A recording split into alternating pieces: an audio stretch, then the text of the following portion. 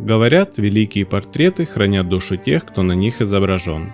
Сегодня мы заглянем за границы холста и увидим, как застывшее мгновение обретает движение. Мы превратим шедевры мировой живописи в реалистичные фотографии, а затем они и вовсе оживут на ваших глазах. Сегодня мы увидим 16 знаменитых полотен и узнаем удивительные истории их создания. Например, вы знали, что 11-летняя Вера Мамонтова на картине Серова позировала художнику каждый день в течение месяца. Художница Зинаида Серебрякова написала этот шедевр холодной зимой в родовом имении. В доме почти не было дров, и чтобы согреться, Зинаида постоянно двигалась и много работала. Глядя в маленькое зеркало, она создала одну из самых светлых и радостных картин в истории, полную весеннего предчувствия.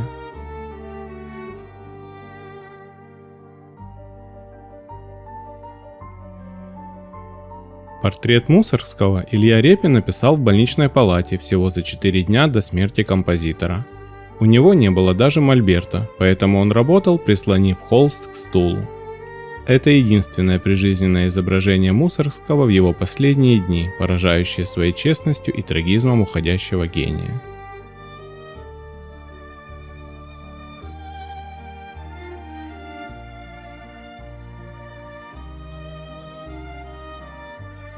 Портрет Пушкина кисти Ореста Кипренского считается самым точным изображением поэта.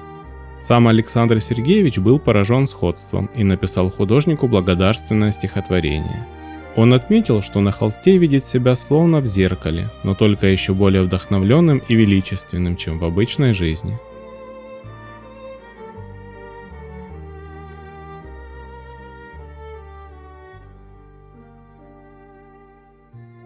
Моделью для пышной красавицы на картине «Купчиха за чаем» стала студентка-медик Галина Адеркас. В жизни она была очень стройной, но Борис Кустодиев намеренно придал ей такие формы. Он создавал этот добрый образ уютной и сытой страны в самое тяжелое и голодное время революционных перемен.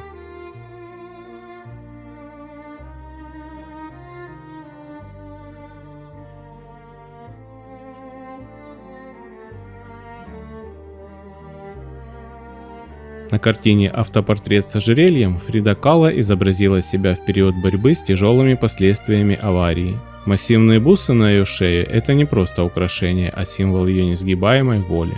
В ее взгляде столько же боли, сколько и решимости продолжать творить, несмотря на бесконечные страдания, которые преследовали ее всю жизнь.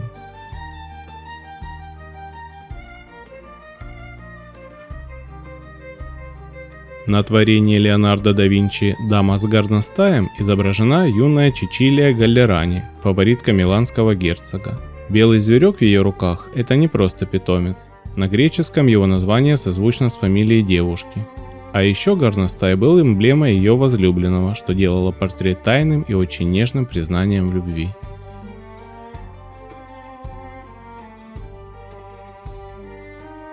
Личность этой дамы на портрете кисти Ивана Крамского под названием «Неизвестная» до сих пор остается главной загадкой русской живописи. Когда картина появилась на выставке, ее назвали скандальной. Женщина ехала в открытом экипаже одна, что считалось неприличным. Для современников она была символом гордой и опасной женской красоты, бросающей вызов обществу.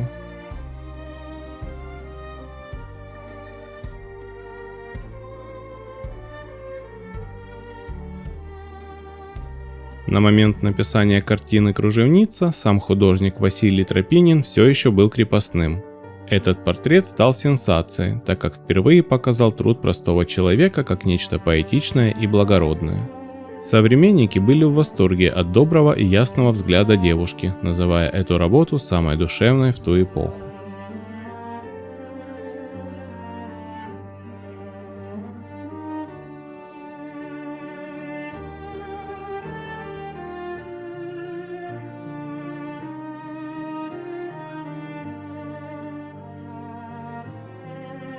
Перед нами портрет создателя легендарного словаря Владимира Даля в конце своего жизненного пути. Даль был уже очень слаб, но Василию Перову удалось передать его мощный интеллект. Увидев результат, Даль сказал, что на холсте он видит не просто свое лицо, а саму душу и все дело своей долгой и трудной жизни.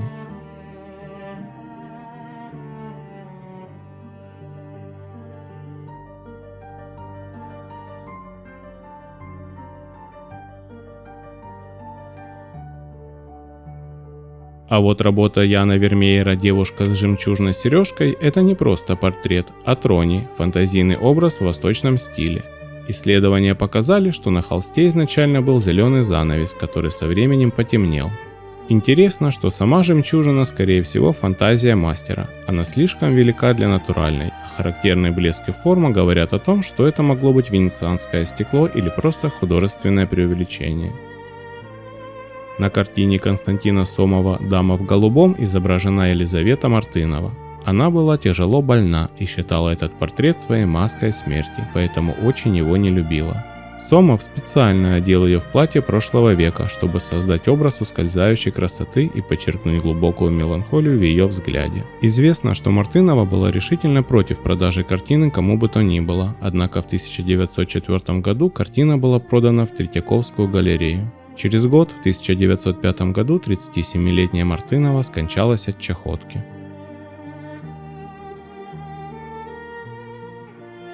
Жан-Оноре Фрагонар, читающая девушка. Имя модели осталось неизвестным, но картина стала символом эпохи Просвещения. Рентген показал, что изначально девушка смотрела в сторону зрителя, но художник переписал ее взгляд в книгу. Это подчеркивает ценность личного пространства и важность погружения в мир фантазий и знаний. На этом знаменитом полотне «Автопортрет с подсолнухом» придворный живописец английского короля Карла I Антонис ван Дейк. Он изобразил себя рядом с огромным подсолнухом. Это не просто растение. На языке символов той эпохи цветок, поворачивающий голову за солнцем, означал безграничную преданность художника своему монарху. Обратите внимание на золотую цепь, которую Ван Дейк придерживает рукой. Это реальный дар короля, подчеркивающий его высокий статус и особое признание при дворе. Для картины «Аленушка» Виктор Васнецов долго не мог найти нужный образ, пока не встретил в деревне простую крестьянскую девушку с печальными глазами. Именно ее искренняя, сиротливая грусть помогла Васнецову передать атмосферу русской сказки, где даже природа и темные воды пруда сопереживают глубокому человеческому горю.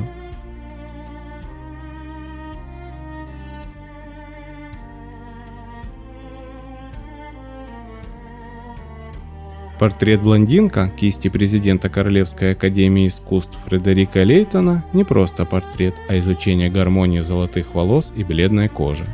Мастер намеренно выбрал профиль, чтобы подчеркнуть изящную линию шеи и создать образ, напоминающий античную статую, полную благородства. Надеюсь, это путешествие сквозь время вам понравилось. Не забудьте поставить лайк, подписаться на канал, чтобы не пропустить следующие видео, а в комментариях написать, какая работа и история создания запомнились вам больше всего.